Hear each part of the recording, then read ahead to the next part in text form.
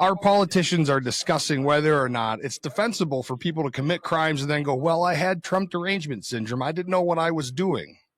Well, there's more. There's more. You're not going to believe it. So today we have our good friend Ben Krause, who is a VA-accredited attorney, to talk to us about yet another piece of legislation coming forward in Minnesota that is, in my opinion, insane. But he's going to be able to tell us a lot more about it. I'm not a lawyer. Jason, you're not a lawyer, even though we'd probably be really good lawyers. But Ben is a good lawyer. So he's going to tell us. Ben, please explain to us what's going on. I know that this entails benefits, access to benefits, and that type of thing. So if you can, just kind of give us the rundown. All right. So here's the skinny. So in Minnesota, they are trying to help vets, and that's what the bill says, that is amending an old statute that came out in 2017. So the whole idea is, or at least as it's sold, if you think about it in terms of like sales pitches to sell cars to people buying cars, they're trying to get an amendment through, and they're saying, hey, we got these claim sharks going on. We want to protect vets from claim sharks. In 2017, the story was, well, now we have pension poachers. We want to protect veterans and widows from pension poachers. Today it's claim sharks. And so they want to protect veterans from sharks, basically. And so on the surface, the law, as they're proposing to amend it, seems probably fine. But when you start to dig into the law, and so the statute as well as the bill that they're proposing to amend it, it restricts a veteran's access to legal representation from VA-accredited attorneys in Minnesota, and it has for quite some time, where VA-accredited attorneys in Minnesota stopped helping veterans in Minnesota when on appeals for veterans benefits because of the way the law was written. So the law at the time that they're wanting now to amend basically says, it gives you some like Enron-style fines. And if you violate the law, then they'll fine you $1,000 a day per occurrence. So these are Enron level fines. Okay, so hold on a second. Why would a veteran need devil's advocate? Mm-hmm. Why would a veteran need to hire an attorney versus go through the American Legion or the VA proper? Like everyone says, right? Like if I'm in the community and I don't know any better, and I meet another veteran and they're like, hey, did you go to the VA and get your benefits? No, I don't even know where to go. They're going to say, well, go to the Legion or go to the VFW. In what instance would I need an attorney?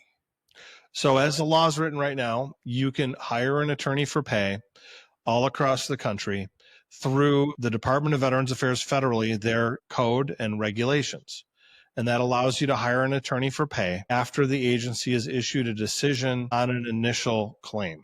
Mm-hmm. So only after that happens can you then hire an attorney for help, and not before. So basically, Congress has decided that veterans, unlike illegal immigrants or accused criminals, do not have a right to hire legal counsel when they choose.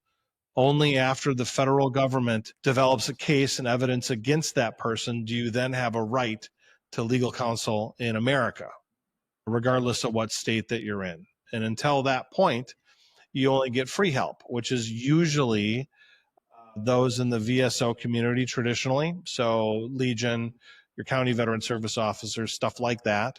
And that's normally what's been going on for decades up until I would say right around the lockdowns and stuff. And that's when things started to change. And you started to have these basically companies kind of similar to H&R Block helping veterans with initial claims. And those are things that if you're VA accredited, you know not to touch an initial claim. Go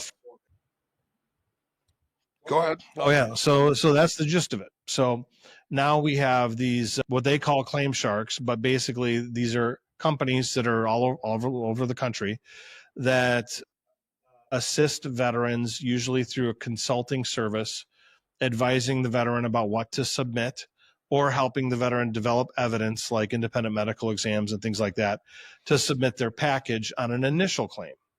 Veterans can't hire an attorney to do it because we know that that's against the law.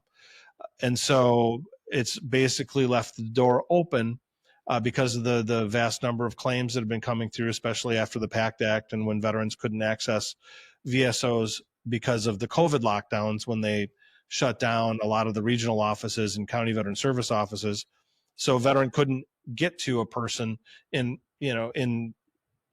person, literally, to get help. And that's usually the only way you can get help from a VSO is by showing up to their office in person, because usually they won't respond to your phone calls or emails. And so that's not true for everybody, but it's frequently, what veterans complain about. And so they've been going to these unaccredited companies that will pick up the phone, and then they will help sometimes get experts and stuff like that for a veteran's initial claim and improve the odds of getting a better outcome, because they are fully developed, oftentimes fully developed claims.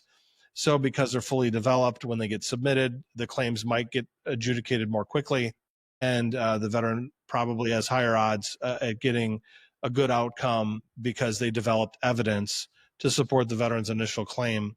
When you go in with a CVSO or VSO for an initial claim, they usually don't do evidence development. They'll usually fill out the form, and the veteran will have the VSO or whatever go through the medical record, write down what type of claim that they want to file, and then that's usually about it. It's not always true, but that's usually, the gist of what happens.